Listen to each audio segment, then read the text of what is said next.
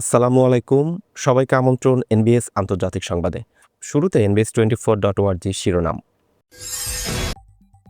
পশ্চিম তীর উত্তপ্ত হলে গাজায় শান্তি চুক্তি ভেস্তে যেতে পারে, নেতানিয়াহুকে সরাসরি সতর্ক করলেন মার্কিন প্রেসিডেন্ট ট্রাম্প। গাজায় মানবিক সংকট আরও ভয়াবহ হবে, আর নতুন নিয়মের জেরে ডক্টরস উইদাউট বর্ডার্স সহ ৩৭টি আন্তর্জাতিক ত্রাণ সংস্থা কার্যক্রম স্থগিত করল ইসরায়েল। ইয়েমেনকে নতুন ভাঙনের পথে, সৌদি হামলা আমিরাতের পিছু হটা হুতি বিরোধী জোটের ভেতরে গভীর ফাটল প্রকাশ্যে আনল। ট্রাম্পের হুমকির বিরুদ্ধে জাতিসংঘ সনদের লঙ্ঘনের অভিযোগ, নিরাপত্তা পরিষদ ও মহাসচিবকে চিঠি পাঠিয়ে তীব্র নিন্দা জানালো ইরান। ইসরায়েলে person of the year reserve সেনারা নীরব ত্যাগে নেতৃত্ব চাইছেন জাতীয় বোঝা ভাগাভাগিতে ন্যায্য সমতা।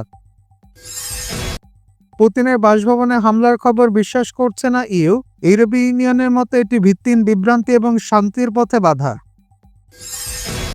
এবং সীমান্তে শান্তি ফেরাতে সদিচ্ছা, রক্তক্ষয়ী সংঘাতের পর যুদ্ধবিরতি এবং কম্বোডিয়ার 18 সেনাকে মুক্তি দিল থাইল্যান্ড।